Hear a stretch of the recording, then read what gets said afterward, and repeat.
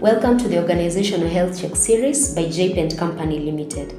JEYPENT Company Limited is a management consulting practice that's based here in Nairobi, Kenya. My name is Julia Irungu.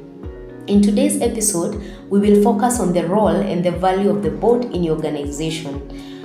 We are asking a very pointed question today. Is your board just showing up, or is it actually leading? Let's unpack what effective governance looks like and give you a few practical questions to reflect on in your own organization. Governance is one of those areas that is often assumed to be fine until there is a crisis in an organization. But the truth is, a healthy board can be one of your organization's biggest strengths. So let's do a bit of a health check together. What is the role of the board? The role of the board in any organization is to provide strategic leadership, to provide oversight and accountability. What does this entail? This would entail setting the organization's direction, approving and monitoring the strategic plan. The board should also be in charge, or at least providing oversight on financial stewardship and supporting in evaluation of leadership in the organization. This is particularly for the senior level management team. The board ensures that the organization remains true to its vision and its mission and its values. Now, it is not the role of the board to manage daily operations. That's the role of the staff and the management team. So think of it this way: the board should be at the cockpit, but never in the engine room, taking the example of a flying craft. Number two, what does a healthy board look like? I'm going to give you a few suggestions or a few indicators that you could look at to be able to determine whether you have a functional and a supportive board in your organization. Number one, are there regular and purposeful meetings by the board? By this I mean that these meetings do not just happen as and when there is something going on or there is a key issue that the board needs to address, but we have scheduled and consistently scheduled meetings. These meetings should also have a very clear agenda. That agenda should be communicated with the members of the board in advance so that they are also able to prepare. This ensures that meetings are objective and very productive. Finally, matters the purposeful board meetings, let there be a record of minutes from board meetings and follow-up actions on issues that were decided upon, any actions that were to be taken following the board meetings as they happen. Number two indicator, you can assess whether there is constructive engagement by the board. Is the board asking thoughtful questions? Are they giving feedback, and do they respect boundaries? That the board should be supporting management but not interfering with daily decisions, so that there should be a very healthy relationship and in the balance and the function of the board and the management. The third indicator, you could look at the composition of your board. The board should ideally be composed of diverse and skilled members. Diverse skill set, diverse specializations. This gives your organization a bit of expert eye in all the areas that all the functions of your organization. So let the members of the board bring in their different experiences, whether that is in law or finance or HR, maybe development, policy, and all that. Additionally, in as much as they are bringing their experience and pulling it into your organization, let them also be clear on the vision and the mission of your organization, as well as the context within which your organization is operating. This ensures that the solution or the leadership that is being provided by the board is actually aligned to your organization. The last indicator is ensure that there are active committees within the board where needed, and this could be in different areas. Could be a caucus or a committee on finance or HR, resource mobilization. Maybe the need and the purpose of these small groups or committees in a board is because small groups often dig deeper, and therefore you are likely to have deeper insights on the specific areas, so that they're not spreading themselves out too thinly. The third thing we're going to talk about today are some of the warning signs or some of the red flags, quote unquote, that could point to your board needing a bit of a refresh or maybe support. So we are not trying to be critical, but there are some areas or some things that you could see that could signal to you early enough that your board needs some support. So one of the things you want to check is, are meetings happening only once or twice a year? That is to say, are meetings irregular? That could be a warning sign, because if an organization is up and running, it's expected that there are issues to be discussed, there is direction to be given, and so the board needs to be engaged. So if the board is meeting irregularly, there's a question there.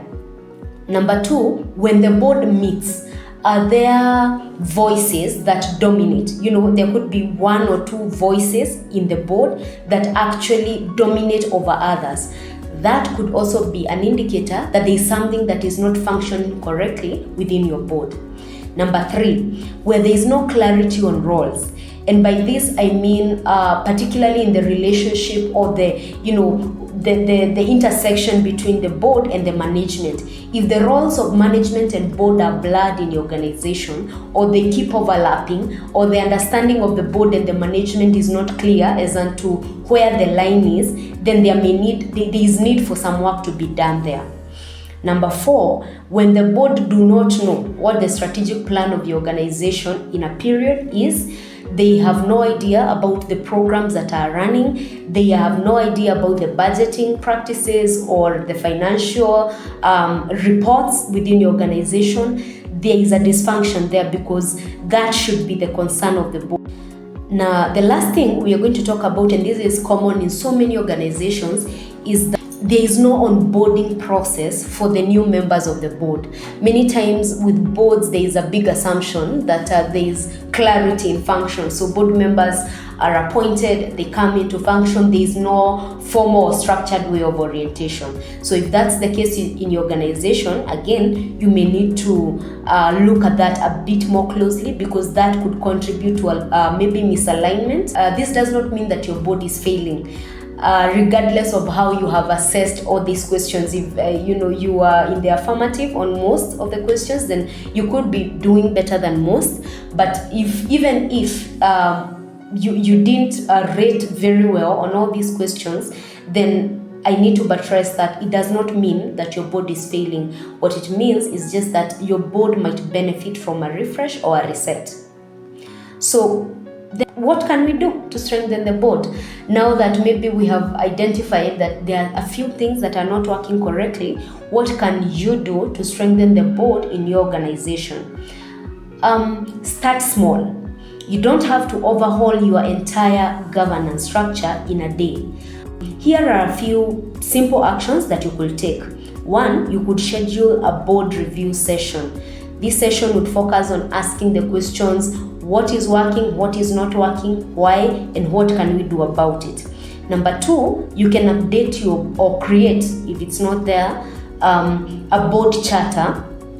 This is useful in ensuring that there is clarity of roles, so that the board members are clear on what is expected of them, where they come in, and other stakeholders, think management, are clear also on the divide between the two organs, the management team and the board.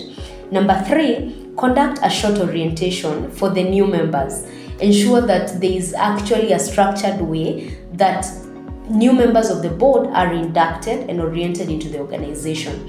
For the old members, they could also, and when I say old, I mean the board members that have been with your organization for a while, they could also benefit from a refresher. So maybe a refresher orientation for the board members you have had for some time. Additionally, you could share the programs, reports, financial reports with the board. Keep your board informed. Let them know what's going on. Let them know that their input is invited and that it is meaningful in the day-to-days of your organization. You could also consider training for your board, maybe benchmarking. You could consider a needs assessment and then a training to address any needs that have been identified. A board stands as a strategic partner for your organization, and ensuring that it is healthy and it's functioning correctly gives you the advantage of having a board that's not just a distant oversight body, but actually a partner within your organization. I'm going to give you a few self-check questions for your organizations, just 3, to just reflect if you have an early impression on how well your board is doing. So one of the things you want to ask yourself is, when was the last time the board made a strategic decision that changed the organization's direction?